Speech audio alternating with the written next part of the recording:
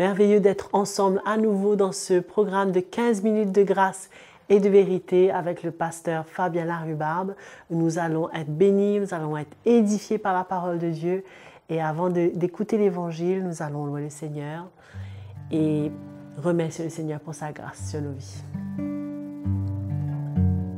Dieu de grâce, devant ta face, je viens sans rien cacher.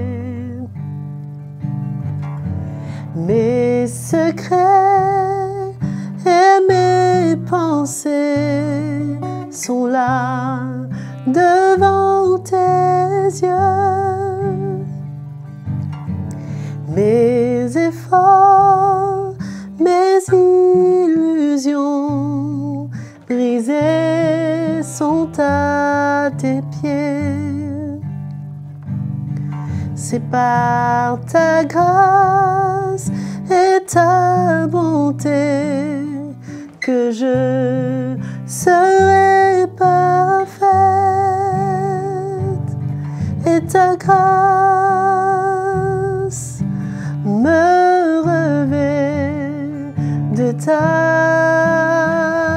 justice. Ta bonté vient me couvrir d'amour.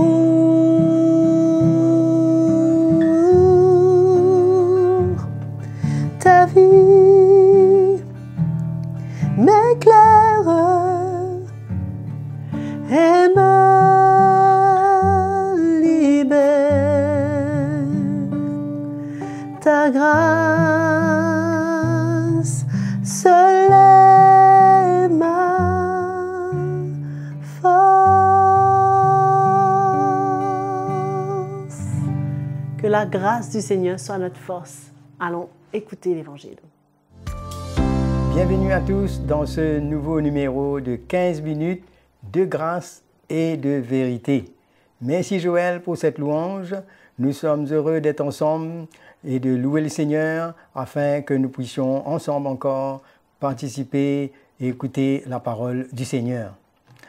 Je suis content de vous retrouver et je vous invite maintenant à tourner avec moi dans la deuxième épître de Paul à Timothée, au chapitre 2, le verset 1er. Nous allons parler de la bonne attitude, comment servir le Seigneur. Toi donc, mon enfant, fortifie-toi dans la grâce qui est en Jésus-Christ, et ce que tu as entendu de moi en présence de beaucoup de témoins, confie-le à des hommes fidèles, qui soient capables de l'enseigner aussi à d'autres. Souffre avec moi comme un bon soldat de Jésus-Christ. Il n'est pas de soldat qui s'embrasse des affaires de la vie s'il veut plaire à celui qui l'a enrôlé. L'athlète n'est pas couronné s'il n'a combattu suivant les règles. Il faut que le laboureur travaille avant de recueillir les fruits. Comprends ce que je dis, car le Seigneur te donnera de l'intelligence en toutes choses. Souviens-toi de Jésus-Christ, issu de la postérité de David, ressuscité d'entre les morts, ressuscité des morts selon mon évangile, pour lequel je souffre jusqu'à être lié comme un malfaiteur, mais la parole de Dieu n'est pas liée. C'est pourquoi je supporte tout à cause des élus, afin qu'eux aussi obtiennent le salut qui est en Jésus-Christ avec la gloire éternelle. Nous voyons dans ces quelques versets, Paul parle de fortifier, de souffrir. Il nous parle que l'athlète n'est pas couronné s'il n'a combattu suivant les règles. Lui-même, en servant le Seigneur, il avait une attitude, il avait à cœur de construire, d'édifier. Il ne s'était pas à son intérêt personnel et il était prêt même à être méprisé, mal compris, mais portant la croix du Seigneur pour l'édification des autres. Et là, si nous voyons encore dans 2 Timothée, le chapitre 2, verset 15, il parle à Timothée pour lui dire « Efforce-toi de te présenter devant Dieu comme un homme éprouvé, un ouvrier qui n'a point à rougir, qui dispense droitement la parole de la vérité. » Nous voyons là que Paul met beaucoup d'emphase sur notre attitude, parce qu'il comprend ici comment Dieu regarde à notre attitude. Timothée était entouré avec beaucoup de faux docteurs, avec toutes sortes de doctrines, toutes sortes de motivations. Mais l'apôtre Paul l'encourage à servir le Seigneur avec un cœur comme cela, et afin que, non seulement pour ce qu'il fait dans le présent, mais afin d'être reconnu, afin d'être approuvé de Dieu. Parce que là, dans 1 Timothée 2, le verset 5, il nous dit « L'athlète n'est pas couronné s'il n'a combattu suivant les règles. » C'est comme un athlète qui court, il peut arriver en premier, mais s'il n'a pas fait les choses d'après les règlements, il est disqualifié. Hein? Et Paul dit cela. Il dit « C'est pourquoi je m'efforce d'avoir constamment une conscience sans reproche devant Dieu et devant les hommes. » Dans Actes 24 au verset 16.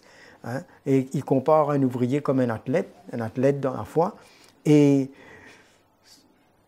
il arrive un moment où Jésus lui-même va déclarer à ceux qui ont prêché l'Évangile, ceux qui ont servi le Seigneur et ont fait beaucoup de miracles, il va déclarer dans Matthieu 7, le verset 31, il dit « Je ne vous ai jamais connu, retirez-vous de moi, vous qui commettez l'iniquité. » C'est-à-dire, ils ont fait beaucoup de choses, mais leur attitude, leur cœur n'était pas clair.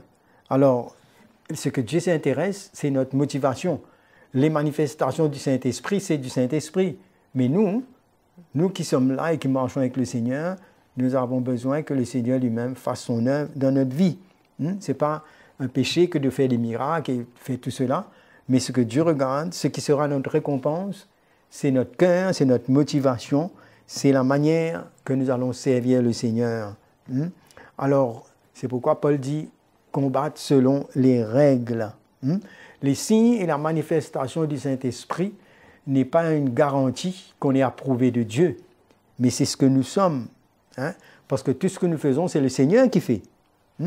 Alors, c'est de la même manière que Dieu a parlé même sur le sermon, sur la montagne, pour nous faire comprendre que ce qui est en nous, ce qui nous motive, c'est ça qui frappe, c'est ça que Dieu est intéressé.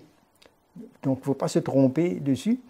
Alors, je lis dans Matthieu, le chapitre 6, verset 1er. « Gardez-vous de pratiquer votre justice devant les hommes pour en être vus, autrement vous n'aurez point de récompense auprès de votre Père qui est dans les cieux. » Comme quoi Jésus met l'emphase sur la manière et l'attitude pourquoi on fait les choses. Il dit, si vous pratiquez votre justice pour être vu des hommes, parce que la vraie foi nous emmène à perdre notre vie, à la retrouver, à faire tout pour la gloire du Seigneur, et non pas pour chercher à plaire aux hommes. Parce que si on veut être vu des hommes, à plaire aux hommes, on va faire beaucoup de compromis. Mais c'est pourquoi nous voyons que les faux docteurs, dans ces derniers temps, dans l'époque de Paul et même dans ces derniers temps, leur but principal, c'est d'attirer les gens vers eux. C'est pour être vu des hommes, c'est pour retirer la gloire. Mais alors que celui qui vit pour le Seigneur ne cherche pas la renommée, la réputation et la gloire des hommes, mais cherche l'approbation de Dieu, même si ça nous coûte une souffrance. Comme Jésus n'a pas cherché la gloire des hommes, il est venu s'humilier, il est venu donner sa vie. Donc nous voyons là l'état de cœur. Mais si nous cherchons l'élévation des hommes, nous n'aurons pas de récompense. Il dit ici autrement, il dit vous n'aurez pas point de récompense auprès de votre Père qui est dans les cieux. Donc il y a une bonne attitude, il y a là un état de cœur. Et nous voyons que comment le Seigneur nous parle, comment nous devons venir vers lui comme un serviteur. Et quand nous aurions fait tout ce que nous devons faire, nous ne sommes que des serviteurs inutiles. Luc, le chapitre 17, au verset 7, on peut lire ceci. « Qui de vous, ayant un serviteur qui laboure ou paie les troupeaux, lui dira, quand il revient des champs, approche vite et mets-toi à table. Ne lui dira-t-il pas au contraire, prépare-moi à souper, ceins-toi et sers-moi jusqu'à ce que j'aie mangé et bu. Après cela, toi, tu mangeras et boiras. Doit-il de la reconnaissance à ce serviteur parce qu'il a fait ce qui lui était ordonné?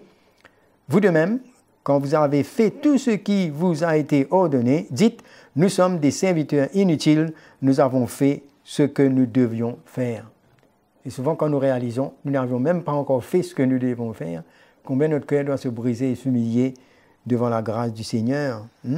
Et l'apôtre Paul est animé avec ce cœur Et il dit, mais si j'annonce l'évangile, ce n'est pas pour moi un sujet de gloire quand la nécessité m'en est imposée. Et malheur à moi si je n'annonce pas l'évangile. Il le fait de bon cœur, n'est-ce pas, afin d'être récompensé par le Seigneur avec une bonne attitude. 1 Corinthiens 9, le verset 18, il dit, quelle est ma récompense? C'est d'offrir gratuitement l'évangile que j'annonce, sans juger de mon droit de prédicateur de l'évangile. C'était cette attitude toujours, une attitude qui plaît au Seigneur.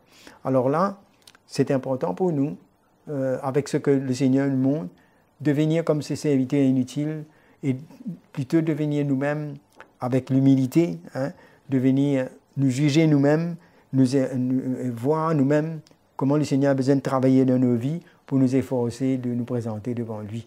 Parce que souvent, dans notre chair, il y a beaucoup de motivations qui peuvent se mélanger et nous avons besoin que le Seigneur nous aimons, nous purifie.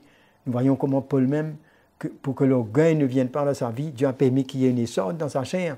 Parce que l'homme est fragile, l'homme est vulnérable. Après que Dieu se sert de nous, on peut commencer à mettre ça un petit peu sur nous-mêmes. Donc notre attitude est importante. Dieu voit nos motivations dans tout ce que nous faisons. Comment nous devons examiner avec crainte et tremblement, de nous assurer que nous sommes en train de courir et combattre et d'agir selon les règles, selon la manière qui plaît au Seigneur. Est-ce que nous sommes en train de travailler pour le Seigneur ou pour nous-mêmes? Est-ce que nous cherchons la gloire du Seigneur? Est-ce que nous cherchons son règne? Ou bien nous-mêmes? Nous devons savoir que tout ce que nous faisons n'impressionne pas le Seigneur, mais lui, il regarde à notre cœur, il voit ce qui nous pousse, ce qui nous fait agir. Et donc, nous devons réaliser que même dans la manifestation des dons de l'Esprit, Paul dit, mais si je n'ai pas l'amour, ça ne sert à rien. On voit toujours cette attitude sur laquelle il met l'emphase. Alors, un jour, Jésus était dans la synagogue, il a vu là la pauvre veuve. Nous voyons comment le Seigneur, lui, il ne regarde pas aux apparences, aux choses extérieures. Et il a vu cette pauvre veuve qui a donné tout ce qu'elle avait, alors que les autres ont donné le superflu. Alors, nous voyons que le Seigneur s'est arrêté. Il a vu cette femme humble avec l'attitude de son cœur et il s'est arrêté. Et a dit que cette femme a donné plus parce qu'il a vu, lui, l'attitude de son cœur. C'est pourquoi il dit que même si quelqu'un donne un simple verre d'eau à ceux qui lui appartiennent, il dit, mais c'est ce cœur-là qu'il regarde. Donc, nous voyons que le Seigneur n'est pas attiré par ce qui frappe les regards, mais ce qui vient de notre cœur.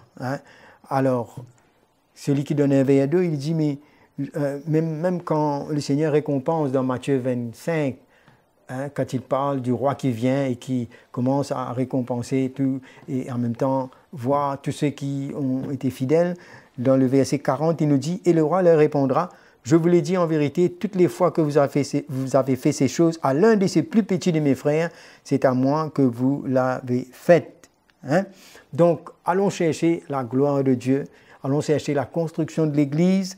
Nous étions que des pécheurs perdus, sauvés par grâce. Et c'est une grâce que nous avons pour servir le Seigneur avec cette attitude et qu'on puisse combattre selon les règles avec une bonne attitude afin que le Seigneur lui-même puisse nous récompenser et nous approuver. Que le Seigneur nous encourage, que le Seigneur nous bénisse et nous fortifie dans notre marche et la manière dont nous le servons. À très bientôt. Nous remercions le pasteur Fabien Larrubarbe pour cette session de 15 minutes de grâce et de vérité où nous avons été encouragés dans l'Évangile, dans la foi, à continuer à persévérer. N'oubliez pas, abonnez-vous à notre chaîne YouTube CTMI où vous aurez tous ces messages édifiants pour votre foi.